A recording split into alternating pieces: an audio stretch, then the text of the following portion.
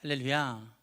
오늘도 살아계셔서 우리와 함께 계시며 죄 많은 우리를 거룩하게 하시는 그 예수 그리스도의 보혈의 능력이 하나님 앞에 예배하는 저와 여러분 가운데 충만히 임하시기를 주님의 이름으로 축원드립니다. 이제 코로나가 우리의 삶 가운데서 그냥 다른 병과 다름없는 그런 병의 하나로 인식되어져 가고 있습니다. 여러분, 우리가 많이 긴장했을 때에는 많이 조심스럽고 어쩔 수 없었다 치더라도 이제는 그 모든 긴장을 벗어버리고 또 이렇게 마스크 쓰고 안전하게 예배 드려야 함은 분명하지만 하나님 앞에 좀 그 정성으로 예배하는 일을 잊지 않았으면 좋겠습니다.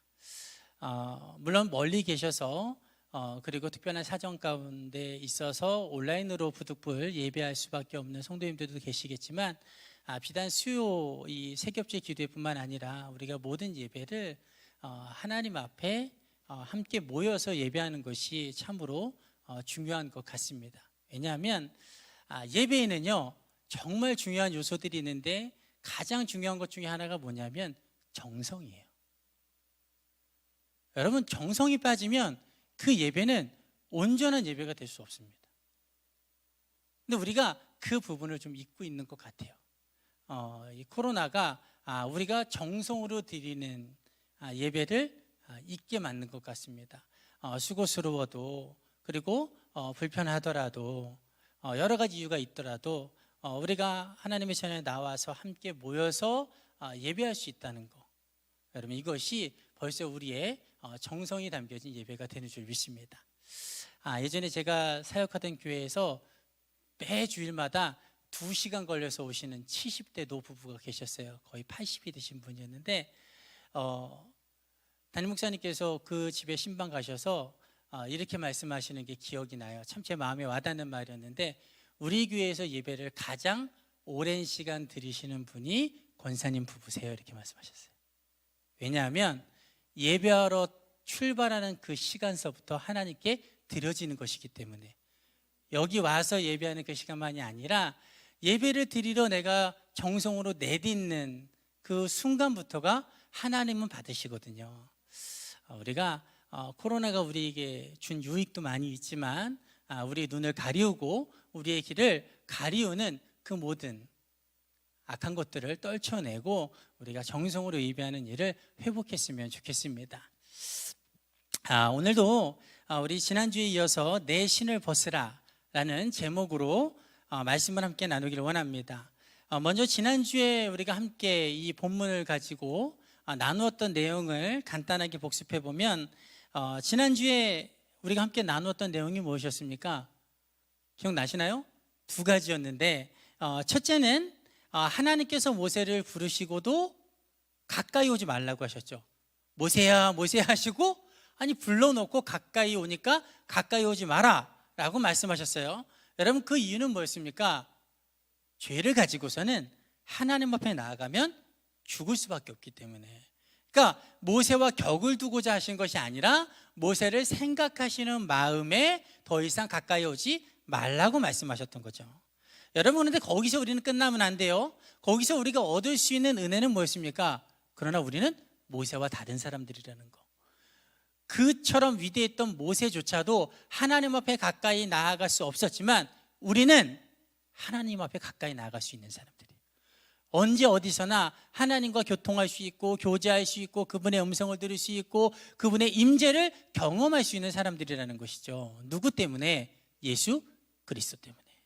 그분의 십자가의 그 대속의 은혜로 인하여 그분께서 십자가에 달리실 때 우리의 죄가 대속되어졌고, 그래서 그 지성소의 휘장이 아래로부터 위로까지 찢어져 버렸잖아요. 그래서 언제 어디서나 그분의 임재를 경험하고 그분 앞에 나아갈 수 있고 부르시면 그분이 응답하시고 하나님이 우리와 함께 하세요. 여러분, 이거는 놀라운 특권입니다. 그래서 우리는 그 특권을 깨닫고 누리는 자가 되어야 될 줄 믿습니다. 2번째는 뭐였습니까? 모세가 서 있는 땅을 하나님께서 거룩한 곳이다 라고 말씀하셨어요. 거룩한 땅이다. 여러분, 왜 모세가 선 곳이 거룩한 땅이었습니까? 그것이 나중에 율법을 받는 신의 산이 되어서, 아니면 특별한 어떤 지질학적인 거룩한 것들이 담겨 있어서? 여러분, 그렇지 않았죠. 여러분, 모세가 지금 서 있는 땅을 하나님께서 거룩하다고 하신 이유는 다른 것이 아니라 하나님이 지금 거기 임재하고 계시기 때문에. 땅이 어떠냐는 중요치 않은 거예요. 땅 자체가 거룩하냐 거룩하지 않으냐는 중요하지 않은 겁니다.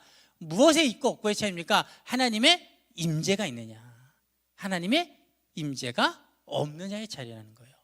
하나님이 그곳에 계시면 그것은 거룩한 곳이에요. 하나님의 임재가 있으면 그곳은 거룩한 곳이 되는 겁니다.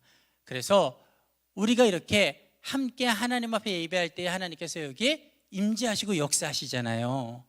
그래서 우리 교회가 거룩한 교회가 되는 거예요. 할렐루야. 또한 하나님이 주인 되셔서 다스리는 우리의 가정들이 하나님이 주인이시고 하나님의 소유가 되기 때문에 거룩한 겁니다. 또 우리가 더 나아가서 우리는 하나님의 거룩한 전이잖아요. 성령께서 우리 안에 머물고 계시기 때문에 우리는 죄악된 사람이지만, 쓸모없고 더러운 사람이지만, 전혀 거룩할 수가 없는 사람들이지만, 오늘도 부끄러운 사람들이지만 하나님의 그 은혜로 말미암아 성령이 우리 안에 거하고 계시기 때문에 그분 때문에 우리는 거룩한 거예요. 거룩한 하나님의 자녀가 되는 겁니다. 그래서 이제는 여러분 생각을 바꾸셔야 돼요. 모든 것이 성령께서 내 안에 거하시고 나와 함께 하시기 때문에 내가 밟는 모든 땅이 거룩한 곳이 되는 거예요. 죄악된 땅일지라도 그 곳이 하나님의 임재가 있는 나와 같이 있기에 그곳은 거룩한 곳이 되는 겁니다. 그래서 우리는 거룩한 곳을 더욱더 거룩하게 여겨야 되는 겁니다. 여러분, 잊지 않았으면 좋겠습니다. 다른 성도님들 대할 때도 마찬가지예요. 여러분, 다른 성도님들 상처 주고 힘들게 하고 뒤에서 욕하시면 정말 큰일 납니다. 왜냐하면 하나님은 하나님의 것을 건드리는 것을 결코 용납하지 않으세요. 그것을 좌지하지 않으십니다. 여러분, 하나님의 다 거룩한 소유들이에요. 하나님의 거룩한 사람들입니다. 그렇기 때문에 우리가 거룩하게 여기는 거예요. 그 사람만 보면 뭐 그렇게 이쁜 사람들이 많겠어요. 그런데 그 사람의 됨됨이나 겉모습 때문에 그렇게 우리가 대하는 게 아니에요. 성도를 성도로서 우리가 대해야 되는 이유는 그 사람의 모습과 그 사람의 인격 때문이 아니라 하나님이 그 안에 계시기 때문에. 할렐루야. 그래서 우리가 성도를 거룩하게, 성도를 존귀하게 여겨야 되는 줄 믿습니다. 자, 이제 오늘 내용으로 들어가서 지난주에 말씀드린 것처럼 오늘은 하나님께서 모세에게 내 신을 벗으라 라고 말씀하셨는데, 도대체 왜 신을 벗으라고 하는 건지, 하나님께서 지금 40년 만에, 물론 그 전에 나타났는지도 모르지만 성경으로 보면은 전혀 그런 기록이 없거든요. 미디안 광야로 쫓겨가서 40년을 살아왔던 그 광야에서 이 미디안 제사장의 양을 치면서 살았던 그 모세에게 뜬금없이 나타나셔서 부르시고는 처음 하시는 명령이 뭐예요? 내 신을 벗으라는 거예요. 팔에서 신을 벗어라. 좀 하나님이 나타났으면 내게 먼저 제사를 드려라, 아니면 기도를 해라, 아니면 내가 너에게 명령할 테니 이적을 행하라, 이런 것들을 말씀하시면 좋겠는데, 그게 당연할 법한데 하나님은 제일 먼저 뭐라 그래요? 내가 선 땅은 거룩한 땅이니 내 발에서 신을 벗으라 라고 말씀하시는 거예요. 여러분, 왜 하나님께서 신을 벗으라고 하실까요? 여러분, 한 주간 생각해 보셨습니까? 우리가 깨끗한 방에 들어가기 전에 내 더러운 신발을 벗듯이 하나님이 계신 곳이 거룩한 곳이고 깨끗한 곳이니 더러운 신발을 벗고 서라는 의미일까요? 여러분, 그런 육적인 발의 깨끗함을 말하는 건 아니죠. 왜냐하면 우리와는 달리 이 당시, 지금도 크게 다르진 않겠지만, 모세가 살던 시대의 사람들의 신발은 뭐였습니까? 우리가 이제 조금 있으면 많이들 신으시는 샌들이에요. 끝만으로 묶여진 샌들입니다. 그리고 여기는 사막 기후고, 그리고 흙과 먼지가 많은 곳입니다. 그런 흙투성이가 있는 길을 다니는데 신발에 신고 벗음이 깨끗함과 크게 상관이 없어요. 그렇죠?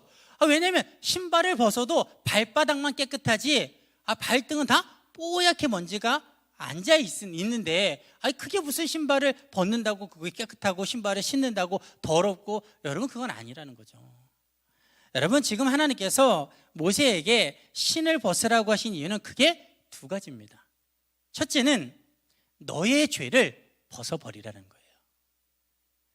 지금까지 네가 지었던 모든 죄를 회개하고 돌이켜 거룩하고 정결한 삶을 살아가라. 그게 신을 벗으라는 이유예요. 여러분, 이게 도대체 왜 죄악과 관계가 있냐라고 생각할 텐데, 유대인들의 관습을 알면 좀 이해가 됩니다. 유대인들은 그들의 의식 속에서 어떤 의식을 갖고 있었냐면, 죄악된 땅을 다니면 그 죄가 내 발에 묻는다고 생각했어요. 이 전혀 우리하고는 좀 다른 생각인데, 그러니까 죄악된 곳을 다니면요, 그 죄가 내 신발에도 묻고 옷에도 묻는다고 생각했어요. 죄가 실제로 묻는 게 아닌데, 그래서 유대인들은 이방 땅을 통과해야 될 때, 특별히 이제 사마리아 같은 곳, 그 이방 땅을 지경을 통과하고 나서 다시 유대 땅으로 돌아오기 전에, 여기부터가 유대 땅이에요. 그러면 유대 땅 앞에 내가 들어가기 전에 하는 행동이 반드시 뭐였냐면, 내 옷에 묻은 먼지, 그리고 내 신에 묻은 발을 떨어버리는 겁니다. 왜냐하면 그 부정한 것이 묻었을 것이다라고 생각하기 때문에. 그러니까 지금 하나님께서 그 관습과 의식 가운데 말씀하시는 거예요. 내 신을 벗어라. 이 말은 뭐냐면, 이제까지 내 욕정대로 이끌려 살았던 그 길 가운데 묻었던 죄악들, 네 마음대로 살면서 죄 가운데 거했던 그 모든 행위들을 벗어버리라는 거예요. 신을 벗으라는 건 이제까지 네가 살았던 그 모든 죄악된 습관들, 그 죄의 뿌리들조차 다 뽑아버려라. 이제는 그렇게 살면 안 된다. 내 앞에 회개하고 돌이켜 거룩하고 정결한 삶을 살아가라. 그렇게 결단하라 라는 것이죠. 여러분, 하나님께서 또한 모세에게 발에서 신을 벗으라고 하신 이유 두 번째, 이게 정말 더 큰 이유인데, 그 이유는 뭐냐면요, 주인이신 하나님 앞에 복종하라라는 거예요. 주인이신 하나님 앞에 복종하라. 너는 내 앞에서 복종하라. 이게 신을 벗으라고 하시는 이유예요. 즉, 이제 너의 주인은 나 여호와 하나님이다. 그러므로 너는 내 앞에서 복종하는 삶을 살아야 된다는 것이죠. 왜 그러냐면요, 당시에 이 모세가 살던 시대에 신을 신지 않는 사람들은 가난한 사람이기도 했지만, 특별히 가난과 상관없이 무조건적으로 신을 신지 못하게 한 사람들이 있었는데, 그 부류가 있었는데, 그게 누구냐면 노예들이었습니다. 노예들에게는 신을 신기지 않았어요. 노예는 신을 신을 수가 없었습니다. 왜 그러냐면, 상징적인 의미인데, 노예는요, 내 마음대로 다닐 수 없는 사람들이라는 거예요. 내가 내 신을 신고 다닌다는 것은 내 마음대로 다닌다는 거예요. 근데 신을 벗겠다는 것은 넌 다닐 수 없어. 왜 우리 나갈 때 신 신고 나가잖아요. 그러니까 네 마음대로 출입할 수 없어. 너는 그런 존재야. 네 뜻대로는 어디든 갈 수 없는 사람이야. 한 발자국도 주인의 뜻 외에는 움직일 수 없어. 그래서 노예들에게는 신을 신기지 않았다라는 것이죠. 여러분, 지금 하나님께서 그런 종의 자세를 모세에게 요청하고 계신 거예요. 모세야, 이제는 네 맘대로 다녔지, 네 뜻대로 살았지, 네가 하고 싶은 대로 네 마음대로 행해왔지. 그러나 이제는 아니다. 이제는 내 앞에 결단하고 나를 주인으로 모시고 내 뜻대로 살았으면 좋겠다. 내게 복종하는 삶을 살았으면 좋겠다. 이제까지 80평생 네 마음대로 살았지만, 이제는 내가 이끄는 대로, 내가 지시하는 대로, 내가 명령하는 대로 그 길을 걸어갔으면 좋겠다. 지금 하나님께서 그 복종의 자세를 요청하고 계시는 거예요. 그 자세가 있어야 명령하실 수 있거든요. 이 다음에 우리가 다음 주에 보겠지만, 무엇을 명령하십니까? 그 자세가 되고 나니까 하나님께서 출애굽기 3장 10절에 이렇게 말씀하세요. 이제 내가 너를 바로에게 보내어 너에게 내 백성 이스라엘 자손을 애굽에서 인도하여 내게 하리라 라고 말씀하세요. 종의 자세가 되어야 내 마음대로 살지 않고 하나님의 마음과 뜻대로 살겠습니다. 내 마음대로 다녔던 그 삶을 접고 하나님께서 명령하시는 대로 살겠습니다. 그 자세가 되고 나야 애굽에서 이스라엘 백성들을 출애굽시키는, 그들을 이끌어내는 그 어마어마한 사명을 던지시는 거예요. 여러분, 그 사명을 어떻게 받을 수가 있겠어요? 여러분, 가장 강대국이었는데 꿈꿀 수도 없고 상상조차 안 해본 그 일을 맡기려고 하는데 아무 준비가 되어지지 않은 사람에게, 복종할 자세가 되어지지 않은 사람에게 그것을 어찌 맡길 수 있겠습니까? 그래서 하나님께서 사명을 맡기시기 전에 자세를 먼저 요청하시는 거예요. 여러분, 만약 모세가 신을 벗지 않았으면 어떻게 됐을까요? 끝까지 하나님의 말씀에 복종하지 않고 그냥 내 마음대로 살겠습니다, 그렇게 거부했다면 어떻게 됐을까요? 그래도 하나님께서는 모세가 대단한 사람이니까 모세에게 출애굽의 그 놀라운 사명을 맡기셨을까요? 여러분, 그렇지 않았을 거예요.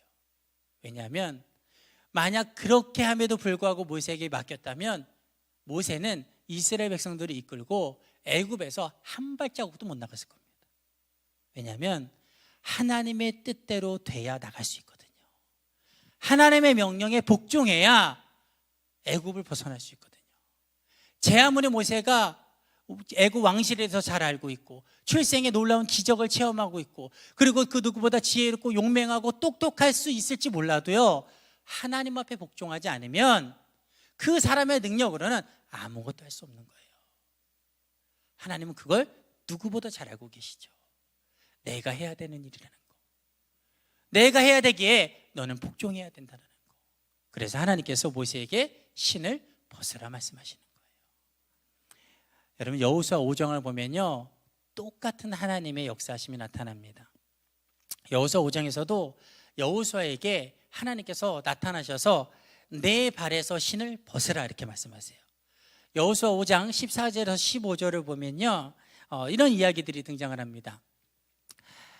여호수아가 모세 다음으로 지도자가 되어서 이제 여리고를 정복해야 되는데 첫 번째 성이 뭡니까? 여리고성이에요. 그런데 그 여리고성을 진격하기 위해서는 넘어야 될 것이 하나 있었는데 그게 요단강이었습니다. 요단강이 평소에는 개울보다 좁은 상태지만 당시에는 이 비가 많이 내리는 우기였기 때문에 강둑까지 그 물이 범람했습니다. 들어가면 죽는 거예요. 그런데 하나님께서 가라고 하시니까 제사장들이 언약궤를 메고 믿음으로 발을 내딛습니다. 내딛자 요단강물이 위에서부터 끊겨져 말라버리죠. 그리고 백성들이 그 깊은 요단강물을 다 건넙니다. 끊겼으니까 많은 땅을 건너는 거예요.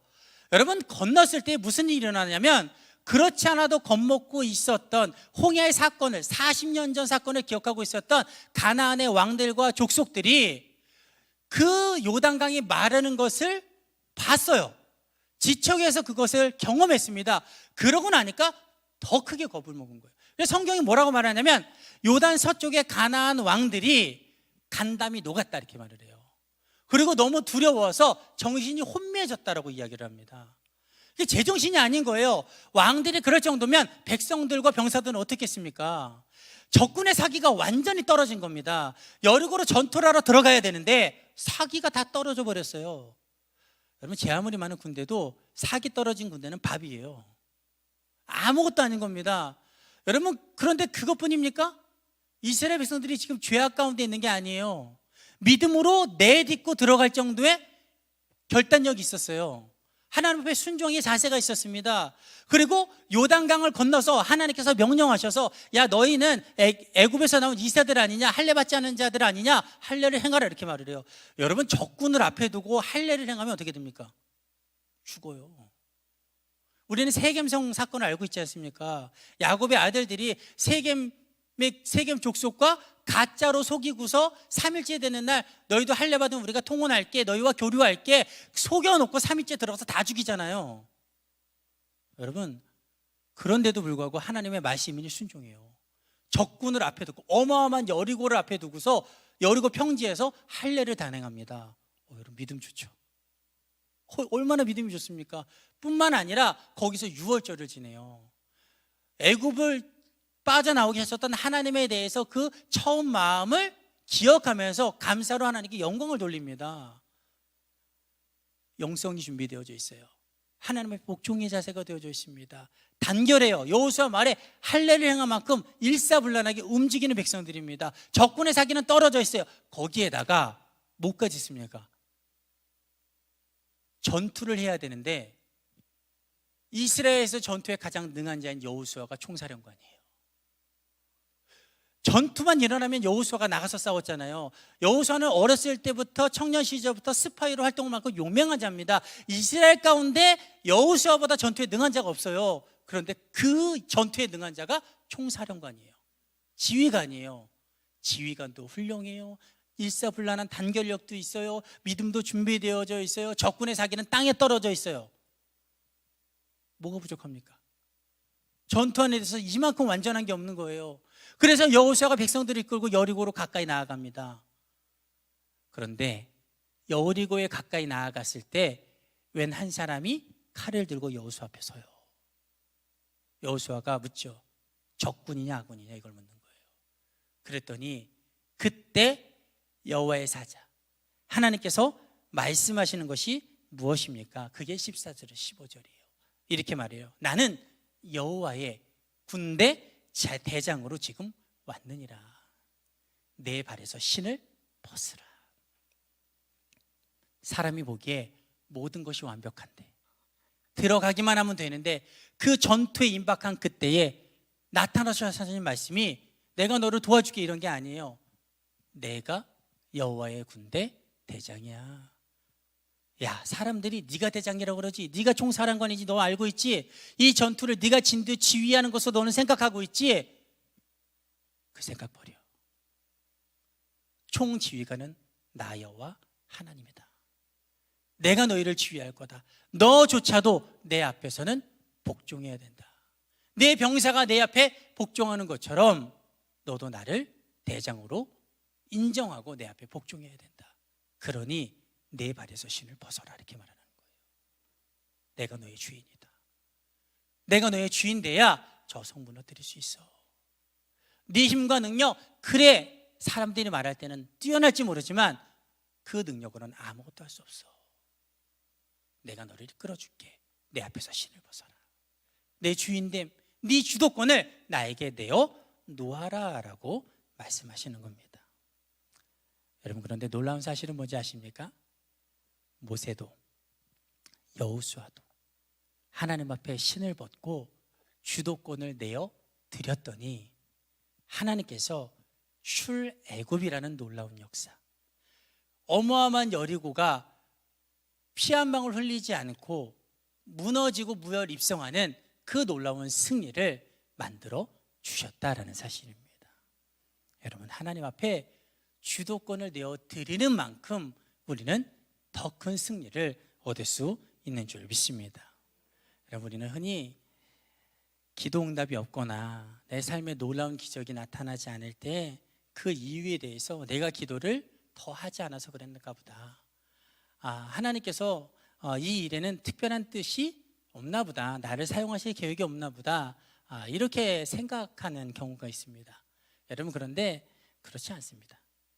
물론 기도의 간절함이 부족해서, 그리고 하나님의 특별한 뜻이 있어서 그 일에 우리를 사용하지 않기도 하시지만, 사실 대부분은요, 그 일이 되어지지 않는 것, 응답되지 않는 것은 하나님 앞에 내가 신을 벗지 않아서 생기는 문제들이에요. 주도권의 문제를 하나님께 내어드려야 되는데 내어드리지 않고 기도로서 내어드렸다가 다시금 내가 가져오기 때문에 그 문제가 커서 하나님 앞에 도움을 요청하고 나서 하나님을 다시 뒤로 제껴버리고 내가 그 일에 뛰어들어서 내 힘으로 그것을 하려고 하기 때문에 그 모든 응답과 기적의 역사가 나타나지 않는다라는 것이죠. 예를 들면요, 학교를 다니는 자녀를 둔 믿음의 부모는, 저도 그런 부모인데 대부분 이렇게 기도합니다. 내 자녀가 지혜롭고 총명하고 훌륭한 사람으로 자라나게 해주십시오. 이게 제 기도예요. 하나님, 제 자녀들이 하나님 앞에 지혜롭고 총명하고 훌륭한 사람으로 자라나게 해주십시오라고 기도를 합니다. 여러분, 그런데 안타까운 건 뭐냐면요, 그렇게 부모들이 기도를 해놓고 자녀들이요, 시험 때 되면 학원 가는 것을 막지 않아요. 교회 빠지고 학원 가는 것을 막지 않습니다. 고3이 되면 수련회를 가지 않고 주일 예배에 오지 않는 것을 당연스럽게 여기는 부모들도 있어요. 여러분, 그 마음은 저도 부모로서 이해는 가지만, 그러면 한번 간단하게 생각을 해보십시오. 조금만 생각해봐도 이게 얼마나 큰 손실인가를 알게 돼요. 여러분, 내가 뭐라고 기도했어요? 지혜와 총명을 자녀들에게 달라고, 훌륭한 사람으로 자라나게 해달라고 기도를 했어요. 그런데 우리가 알고 있는 바, 우리가 믿는 바, 지혜와 총명은 어디서 얻을 수 있습니까? 하나님에게서 얻을 수 있어요. 학원에서 얻는 게 아니에요. 우리가 기도하는 그 지혜와 총명은 하나님으로부터 나오는 지혜와 총명이에요. 할렐루야. 여러분, 훌륭한 사람이 되는 것은 어떻게 훌륭한 사람이 됩니까? 신앙과 믿음이 뒷받침돼야 진짜 훌륭한 사람이 될 수 있어요. 그런데 하나님을 멀리 떠나서, 하나님 없이 그 모든 과정이 지나서 어떻게 지혜와 총명을 얻고 어떻게 훌륭한 사람이 될 수 있습니까? 물론 나중에라도 깨닫고 돌이키면 하나님께서 긍휼을 베푸셔서 바꿔놓으시겠지만, 여러분 분명히 기억하십시오. 여러분, 시험 때문에, 입시 때문에, 취업 때문에 자녀들의 신앙이 흔들리고 하나님으로부터 떠나게 만들면요, 그 자녀가 명문대학에 들어갈지라도, 대기업에 들어갈지라도, 그것은 할 수 있을지 몰라도 절대로 하나님으로부터 오는 세상을 이기는 지혜는 얻지 못합니다.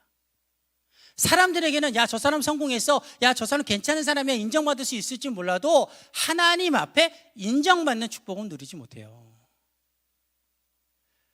지난 주일에 청년들에게 그런 이야기를 했습니다.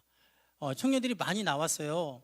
많이 나왔는데 저는 아직 시험이 오지 않은 줄 알았어요. 그런데 이미 중간고사 기간이라고 그러더라고요.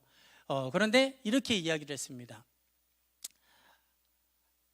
시험 때, 시험이라서 예배를 안 드리면 시험은 잘 볼 수 있을지 몰라도 그 시험의 결과로 나중에 얻어들일 그 축복에 하나님은 없다.